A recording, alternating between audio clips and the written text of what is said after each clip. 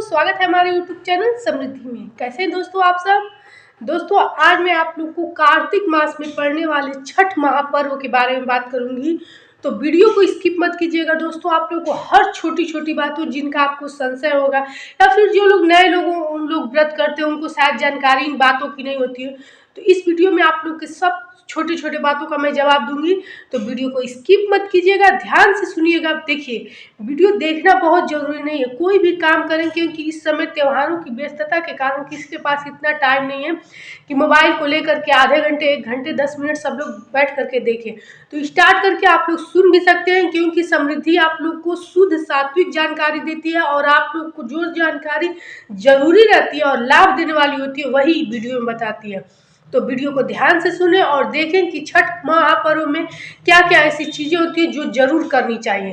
तो चलिए वीडियो को आगे बढ़ाते हैं। दोस्तों आप लोगों से एक निवेदन है कि यदि वीडियो अच्छी लगती हो, आप लोग के लिए लाभकारी हो, तो एक लाइक कर दीजिएगा, क्योंकि कितनी भी बीमार रहती हूँ, कितनी भी दिक्कत रहती है, सोचती हूँ कि आप लोगों को किसी भी तीज त्योहार की जानकारी दे दूँ ताकि आप लोग से कोई गलती ना हो। और अच्छी लगे तो नोटिफिकेशन पाने के लिए आप लोग सब्सक्राइब भी कर दीजिएगा। देखिए दोस्तों, कार्तिक मास के शुक्ल पक्ष के षष्ठी तिथि को छठ महापर्व के रूप में मनाया जाता है। आज पूरे भारत में सबसे बड़ा व्रत और सबसे बड़ा पर्व छठ को ही माना जाता है। कहा जाता है कि इस व्रत को करने वाले जो व्रतधारी होते हैं, अगर उस दिन उनके मुख से किसी के बारे में श्राप निकल जाए, किसी के कारण उनके आंखों से आंसू निकल जाए, तो वो चीज वृथा नहीं जाती है। इसलिए आप लोग ध्यान दीजिएगा कि आपके घर में जो भी महिलाएं या पुरुष भी इस व्रत को रहते हैं, बेटे के लिए व्रत किया जाता है। बेटे जिनके नहीं भी होते वो भी खड़ा व्रत इसको कर सकते हैं, सिर्फ एक नारियल 5 पान का पत्ता लेकर के। चलिए ये चीज तो मैं आप लोग को आगे वीडियो में बताऊंगी, लेकिन सबसे पहले आप लोग को ये जानकारी दे दूं कि व्रतधारी को किसी भी प्रकार का इस व्रत के दौरान दुख नहीं देना चाहिए, ताकि उसके आंख से आंसू निकले या फिर क्रोध में ही उसके मुख से कुछ निकले, क्योंकि वो पड़ जाता है। तो आप लोग बच बचा के रहिएगा और जो लोग व्रत रहेंगे उनको पूरा अच्छा से आराम करने दीजिएगा।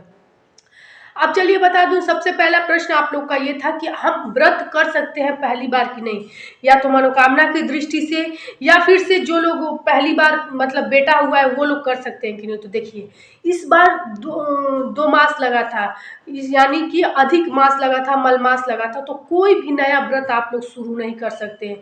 लेकिन एक बार जैसे कि दूसरे राज्य के हों तो अपने यहाँ के नियम देख लीजिएगा, लेकिन नियम के बाद भी मैं सब कुछ शास्त्रों के अनुसार आप लोग को बताती हूँ। अधिक मास लगने के कारण वो पूरा साल अशुद्ध हो जाता है, इसलिए उस साल कोई भी तीज त्योहार का नया व्रत पूजा नहीं शुरू करना चाहिए।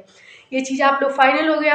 अब जैसे कुछ लोग पूछे थे कि घर में यदि सूतक पातक हो, जैसे उस साल किसी की मृत्यु हुई हो या बच्चा हुआ है, तो देखिए बच्चा यदि तत्काल का नहीं हुआ है, उसी समय सूतक ना हो तो कोई बात नहीं, और यदि किसी की मृत्यु हुई है और मतलब बरखी हो चुकी है, तब वो चीज आप लोग पूजा व्रत कर सकते हैं। लेकिन अगर ऐसी बात है तो सिर्फ खड़ा व्रत करके, जैसे तत्काल का 1-2 दिन का बच्चा घर में हुआ है तो और बरखी नहीं हुई है, तो सिर्फ खड़ा व्रत रह सकते हैं। आप लोग कोई भी घर में फल फलहार ले आकर के, जो सूप दलिया होता है, ऐसा कोई भी व्रत शुरू नहीं कर सकते हैं, मतलब कि ऐसे व्रत नहीं कर सकते हैं। एक बात आप लोगों ने और पूछा है कि जैसे कोरा साड़ी है, तो क्या दोनों टाइम हम लोग कोरा साड़ी पहने या सिर्फ एक टाइम हम लोग कोरा साड़ी पहने, या कोरे साड़ी में ही व्रत उठाना जरूरी है। तो देखिए सबसे पवित्र व्रत माना जाता है इस व्रत को महा, और इसमें कोई भी गलती, कोई भी गंदगी नहीं की जाती है। आप लोग जानते ही होंगे कि यहाँ तक कि इसका आटा भी घर के चाकी में पीसा जाता है। लेकिन अब चूंकि चाकियों की कमी हो गई है, लोगों के पास रह नहीं रहा है, लेकिन फिर भी आप लोग कोशिश कीजिएगा कि किसी के घर हो तो जा करके धो करके और उस चाकी में ही आटा पीसिएगा। तो इतना पवित्र है, तो जैसे देखिए ये हमेशा का हो जाएगा। जो आप लोग पहले साल करेंगे वो हर साल आप लोगों को करना पड़ेगा। तो यदि आप लोग की व्यवस्था हो तो दोनों टाइम, यानी सूर्य को, डूबते हुए सूर्य को भी अर्घ आप लोग कोरे साड़ी पे दीजिए और उगते हुए सूर्य को भी कोरे साड़ी पे दीजिए। लेकिन जरूरी है कि डूबते हुए सूर्य, यानी जो चीज पूजा करनी है आप लोग को रविवार के दिन शाम काल में, डूबते सूर्य को जो दिया जाता है, जिसको बड़ा छठ माना जाता है, उसी दिन कोरा साड़ी पहन लीजिए और वही साड़ी आकर के पूजा के बाद निकाल करके और दूसरे दिन सुबह भी पहन करके आप लोग कर सकते हैं। लेकिन आप लोगों को लग रहा है कि यदि हम लोग भविष्य में भी ऐसा कर सकते हैं तो सुबह भी आप लोग दूसरा साड़ी पहन सकते हैं, लेकिन कोई भी खराबी नहीं है। शाम वाली साड़ी भी आप लोग सुबह पहन कर जा सकते हैं। ये हो गया। अब आप लोग का जैसे प्रश्न था कि जैसे हम लोग प्रसाद कैसे बनाए, तो देखिए, लहसुन प्याज जिस चूल्हे पर खाते हैं, जिस चूल्हे पर भोजन करते हैं, उस चूल्हे पर आप लोग खूब अच्छे से धो करके पोंछ करके बना तो सकते हैं। फलाहार मतलब वो जो बनाया जाता है, आप लोग बसिया वाली रोटी और प्रसाद जो बनाया जाता है, लेकिन बहुत साफ सफाई करनी पड़ती है। यहाँ तक कि लोग किचन से उसको गैस सिलेंडर को बाहर निकाल के जो पूरा धोआ पोछा आंगन हो या फिर से बरामदा हो, जो भी वहाँ बनाया जाता है, क्योंकि किचन में तमाम तरह की जूठी चीज़ें रहती हैं, चावल का, तेल का, सबका डिब्बा रहता है, पूरा डिब्बा। तो लोग छठ पे सफाई ये सब करते नहीं हैं, तो गैस चूल्हे को पूरा बाहर निकाल के धुल करके और दीवार वगैरह सब कुछ पोछा जाता है जहाँ खाना ये प्रसाद बनाया जाता है।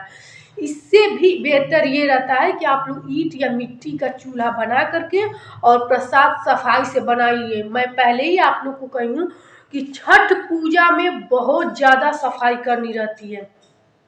अब आप लोग समझ गए होंगे कि जिस चीज़ पे आप लोग नॉनवेज वगैरह खाते हो उस पर तो कोसों दूर रहिएगा और उस किचन में भी मत बनाइएगा।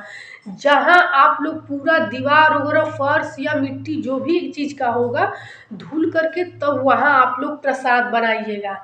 अब आप लोग जब रात में दो डलिया होता है, दौरा जिसको आप लोग बोलते हैं, उस पहले क्वेश्चन यहाँ आप लोग देख लीजिए कि कुछ लोग बोले थे कि सूप डलिया हमको हर साल नया लेना जरूरी है, पुराने से हो जाएगा।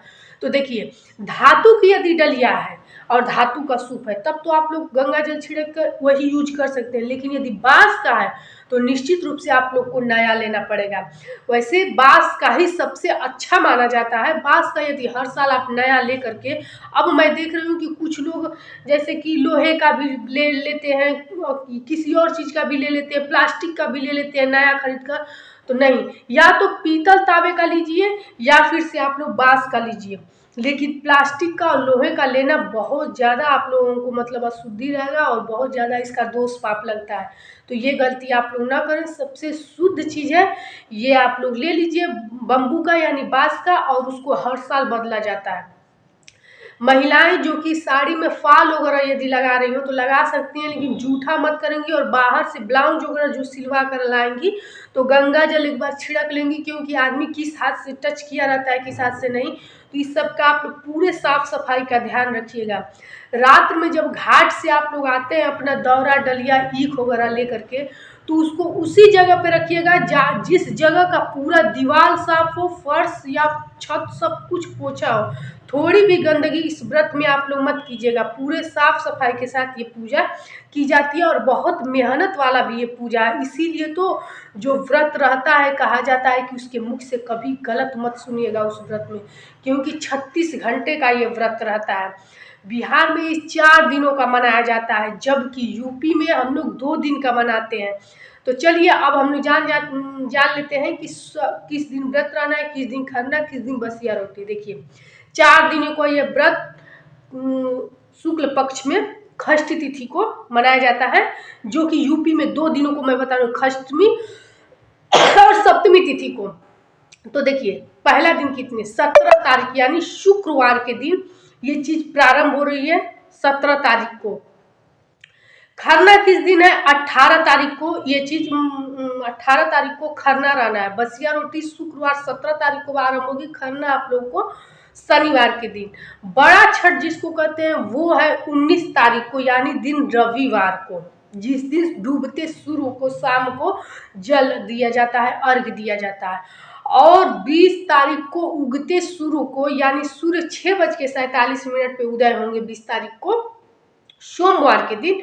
उस दिन आप लोग उगते सूर्य को अर्घ दे करके पारण किया जाता है। अब आप लोग को कोई भी संशय हो इस वीडियो में दोस्तों, या फिर से कोई प्रश्न हो तो कमेंट बॉक्स में लिख करके पूछ लीजिएगा। और आप लोग को वीडियो अच्छी लगी हो समृद्धि की, समृद्धि कोई भी तिथि आप लोगों को गलत नहीं बताते, तो आप लोग से एक निवेदन है कि आप लोग सब्सक्राइब कर दीजिएगा, चैनल को लाइक कर दीजिएगा और वीडियो को स्किप करके बार बार क्वेश्चन मत पूछा कीजिए। थोड़ी मेहनत करके वीडियो देख लिया कीजिए दोस्तों। अच्छा लगे तो समृद्धि के लिए एक लाइक कर दिया कीजिए, क्योंकि कितनी भी बीमार रहूं, कुछ भी रहूं, आप लोग को तिथियों की जानकारी पंचांग से देख करके और शुद्ध सात्विक देती हूँ। तो फिर मिलेंगे ऐसे ही एक नई वीडियो के साथ। जय श्री राम।